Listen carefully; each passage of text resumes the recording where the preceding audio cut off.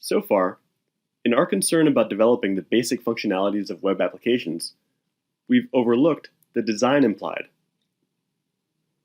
We've mostly settled for the screens that Genexus offers us, for example, those relative to transactions, as well as those set up by the work with pattern.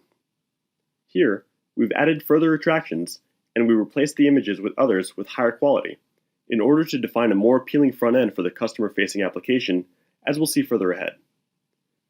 We did make a customization, which was relative to the master page, and allowed us to change what was shown in this top bar. In designing our own web panels, we use the controls that we inserted in the form with their predetermined features. But we pay no attention to the design. And we should actually admit that those screens really have a poor appearance. We've only begun to pay attention to following a unified approach to the ways in which the user interacts with the application and the different screens with each other. When we change the classes of this control, all of which is also considered as part of the solution's design. This means that the design includes not only aesthetic aspects, but the flow of interactions as well, including clarity and coherence.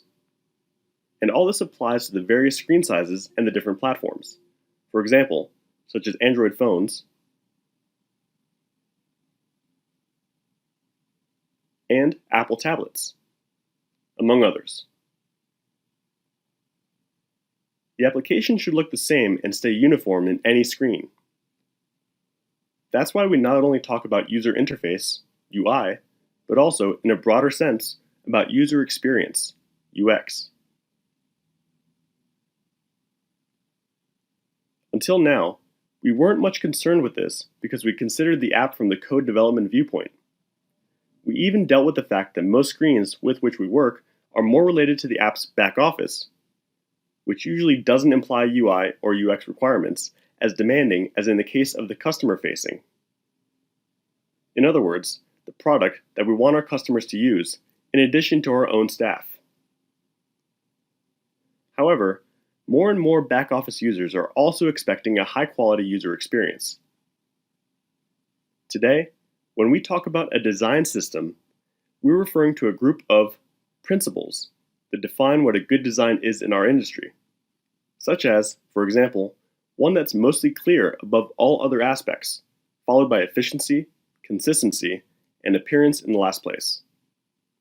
Patterns, not in the sense of the Genexus patterns, but rather perception patterns, such as typography, the colors to be used for different parts, and so on, and functional patterns, like the division into components that may be assembled as puzzles to make up the screens, and thus convey the idea of an organic app free from all chaos.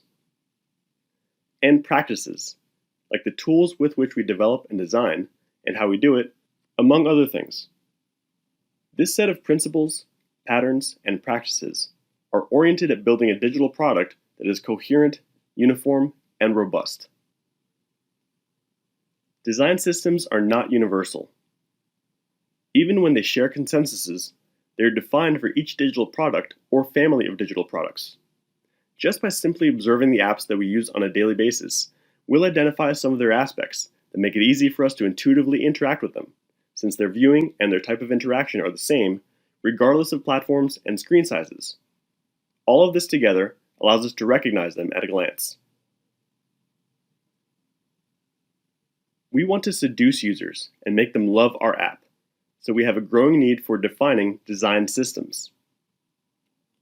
All of these aspects lead us to consider the applications of today, not only as the result of the exclusive work of software developers, but also the product of teams that also, and strongly, include graphic designers. How does Genexus help in the use of a design system for our application?